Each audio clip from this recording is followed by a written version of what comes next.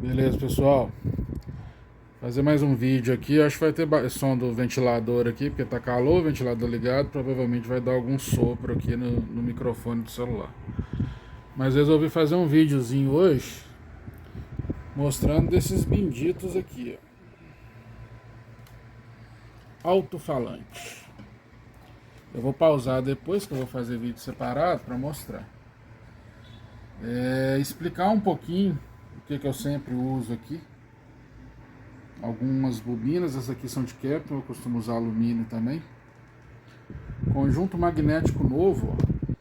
Comprei de um fabricante aqui, então esse aqui a gente vai montar. Que é o caso desses aqui, já estão montados, de 8. Esses aqui vão ser mid-base. Vou usar cone borda de tecido para ter o timbre que eu quero. Às vezes eu uso cone de papel, às vezes eu uso borda de espuma. E aí falar de uma coisa, gramatura de cone, peso de cone altera o som. Cone mais leve, geralmente eu tenho mais médio, mais sensibilidade. Cone mais pesado, mais duro, às vezes eu perco sensibilidade, ganho um pouco mais em baixa frequência, ou amenizo um pouco os médios, que às vezes é o que eu quero. Muitas vezes uso a borda de espuma, né? Como esses aqui, ó, borda de espuma. E mesmo no borda de espuma, tem gramatura do cone e densidade diferente. Esse aqui é um cone que eu gosto muito, eu uso muito dele para grave e para alto-falante leve. Esse aqui é médio, é um cone bem macio e bem rígido. Apesar dele ser fino e leve, ele é rígido. Isso aqui eu uso muito em falante de 12 aqui, de 80 watts, 40 watts, às vezes até alguns de 120, 100 por aí. Esse aqui já é um cone bem leve, bem leve. Borda bem mais macia. O cone é muito levinho, tem uma rigidez razoável, mas ele é bem mais leve que o segundo aqui frisado com onda. Esse aqui eu gosto de usar ele em falante mais leve, 40 watts, 50 watts, pequenininho. Para ficar bem macio, bem mais leve, com SPL legal. De 12. E tem esse aqui que é um cone mais pesado um pouquinho, mais duro um pouco. Já uso esse aqui geralmente em falante de 150, 200 watts por aí. É um cone mais reforçado um pouco. Mas não se compara aos automotivos que a turma usa por aí, que é uns cones a vácuo, gramatura bem grossa, pesado. Você perde muito médio grave com um cone pesado. Esse aqui ainda dá um médio grave legal. Esse aqui eu uso muito em falante de 200 watts, por exemplo. Às vezes em alguns de 120, 150, que eu quero tirar um pouquinho de médio grave deles, eu uso esse. Mostrando um pouquinho, por que acontece. Muito alto-falante eu monto. Bobina de Kepler, essa aqui é uma bobina D, ó. Ela é enrolamento duplo, 4 camadas, 8 ohms. Isso aqui é de um alto-falante da Novik que eu gosto bastante dele. Essa bobina suporta 120 watts num conjunto magnético que talvez seja um pouquinho maior que esse aqui, ó. Um pouco mais grosso que esse aqui.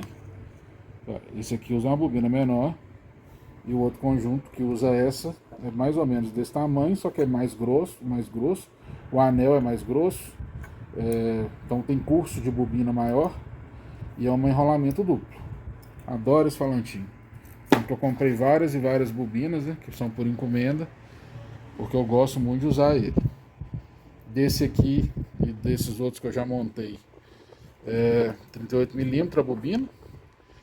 Se eu quiser montar um alto-falante que suporte D mais grave, eu posso usar uma bobina enrolamento duplo, que ela aceita. Não é um alto-falante que eu quero SPL alto, eu quero resposta.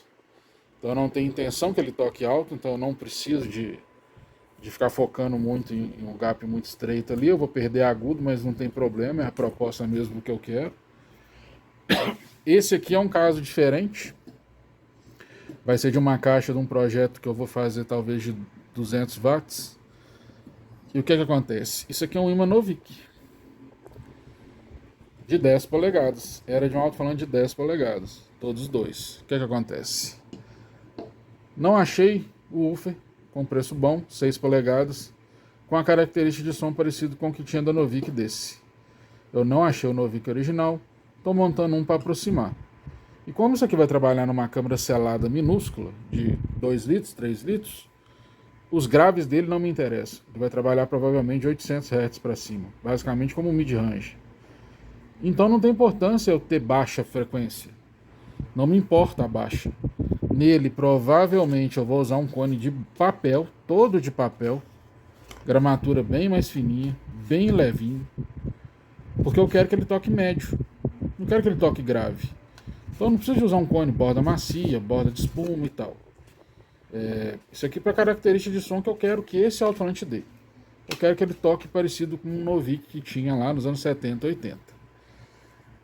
Aquele bocal ali é um bocal que eu tirei de um alto-falante nacional.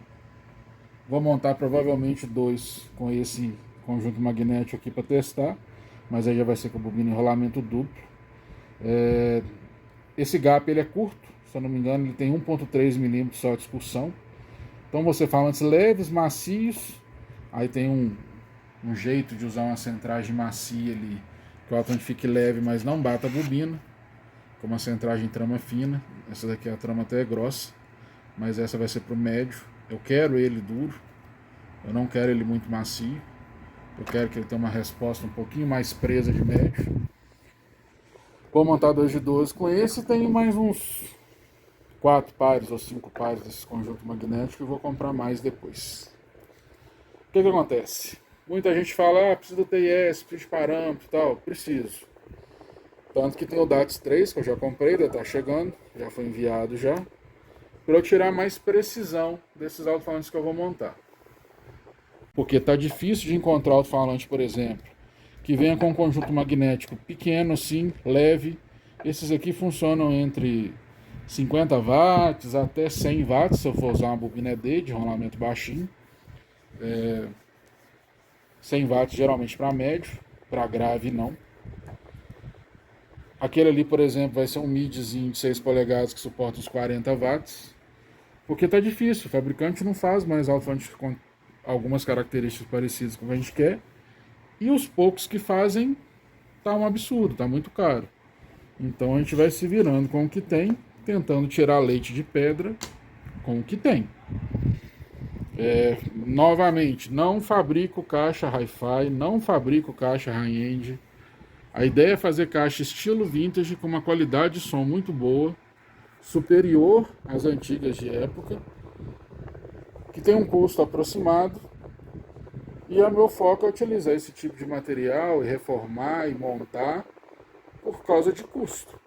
E, infelizmente, se eu for colocar peças todas novas, comprar de fabricante, talvez importar, ou de pedir alguma fábrica no Brasil para fazer, vai ficar um absurdo. Eu não consigo trabalhar e provavelmente meu cliente não vai conseguir nem comprar de tão caro que fica. Mas eu vou pausar aqui, vou lá, vou mostrar um pouquinho. Aí eu vou ver se eu tenho algumas centragens lá, que eu acho que dá para perceber bem a gramatura delas. Né? Só para exemplo, olha a trama da centragem. Uma tem trama mais grossa, a outra tem trama mais fina. Eu tenho centrais ali de tamanho bem aproximado também, que a trama de uma é mais grossa que a outra. Isso aqui influencia. Algumas dessas centrais a gente consegue amaciá-la ainda. Tirar um pouquinho da resina fenólica que vai nela para ela ficar um pouco mais macia. Mas isso cada caso é um caso. A grande maioria das vezes a gente deixa para o próprio cliente amaciar. Esses cones de tecido pequeno está mais difícil de achar, mas também tem gramatura da centragem, da borda, da suspensão. Esse aqui tem uma gramatura média. Ó. Infelizmente eu acho que eu não tenho nenhum ali da fininha, da mais fininha, para poder mostrar. Mas também é uma diferença muito grande que isso aqui faz no resultado final do som do alto-falante. Quanto mais grossa essa borda for, mais duro ele fica e menos grave e menos SPL ele vai ter. Eu vou olhar ali, mas eu acho que eu não tenho cone nenhum de tecido fininho não, só tenho desse aqui de 8. Mas se eu achar, na continuação do vídeo eu coloco aqui. Quanto à gramatura da centragem, vou tentar mostrar. Olha, gramatura mais grossa, gramatura mais fina, ó, mais macia. Isso aqui fica bem macinho no alto-falante, não tem nada a ver com cor do material, nada. gramatura mais grossa um pouco, ó. Tanto que tem algumas centragens dessa que você olha a gramatura, é grossa assim, ó, mas ela é extremamente macia. Porque muitas são feitas de cotton, peteca, não sei o que chama. Ela é bem macia. O tecido a centragem é feito é macio. E tudo isso interfere no resultado final do som do alto-falante. Só que um alto-falante grave, mais estendido, eu preciso de uma centragem mais macia, um cone mais leve, que é o caso desse aqui. Um cone bem mais levinho, bem macio, para ter um alto-falante macio com boa resposta. Videozinho explicando sem explicar muita coisa. Vou usar a palavra que eu detesto, mas que tudo aqui é muito subjetivo. Calota de Inqué, calota velha, tá, gente? Tirei de um falante, tá aqui. Mas só para ter uma ideia de como que é o processo de montagem, porque muita gente às vezes questiona como que é feito. Essa parte eu nunca expliquei, né? Pelo menos em vídeo, não aqui no canal. E o pessoal ter uma ideia de como que eu faço. Basicamente é isso. E da agora para frente vou tirar parâmetro TIS, né, para jogar no software, parâmetro eletroacústico do alto-falante para poder calcular com mais precisão.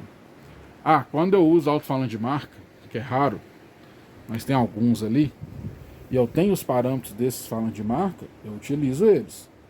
Muitas vezes eu vou utilizar o alto-falante novo, original. Inclusive tem aqui uma caixa que é para esse mês, que eu vou usar o mid-bass de uma marca nacional aqui profissional, de 5 polegadas. Mid-bass caro, por ser de 5 polegadas de, se eu não me engano, 100 watts. Nacional, original, zero da loja. Drive eu compro muito zero da loja, igual de alguns vídeos que eu já mostrei aqui. E Twitter, médio, novo, e por aí vai. Divisores, muitas vezes, eu não preciso falar de novo, né? Esse aqui ainda está original, eu só tirei a fiação porque eu vou aumentar. Depois eu vou fazer os testes, talvez eu tenha que mudar resistor para mudar a atenuação, talvez eu tenha que mudar alguma coisa de filtro.